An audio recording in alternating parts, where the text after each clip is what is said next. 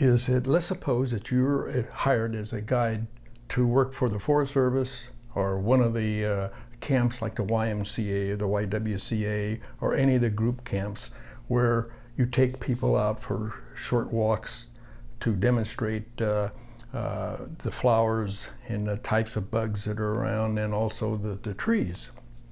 And let's suppose one of the groups says, gee, how tall is that pine tree?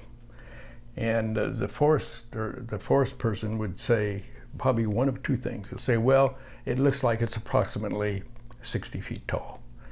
And that would satisfy most people. A lot of people who are interested in approximately how tall it is, realistically, will say, how would you calculate that?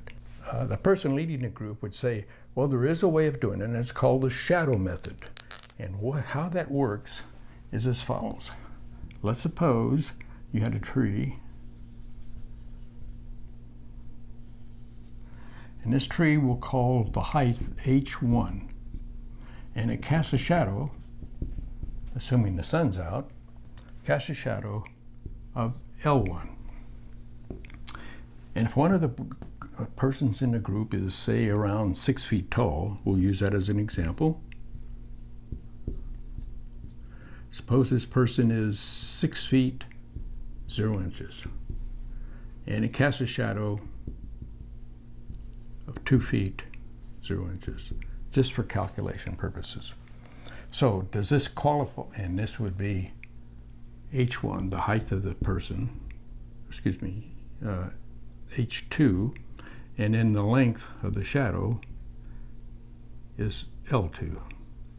So does this qualify as a ratio and proportion type problem?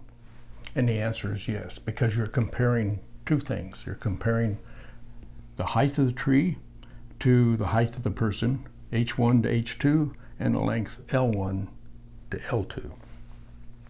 So the two ratios are then H1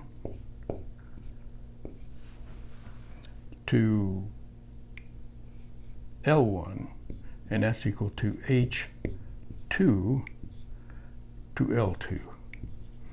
Now, again, we have to keep the numerators consistent. We have height of the tree, the height of the person, the shadow L1 to the shadow L2. So we'll plug in the numbers that we know. We know that H1 we don't know. L1 we do know, and that's equal to 20 feet.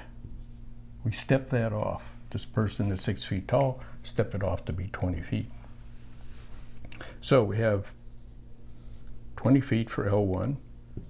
H2, we know that the height of the person is 6 feet, and L2, which is he casts a shadow, which is 2 feet. So if you solve for H1, it's 2 times H1, and 6 times 20 is 120. And the height of the tree then is, working this problem out, is 60 feet 0 inches.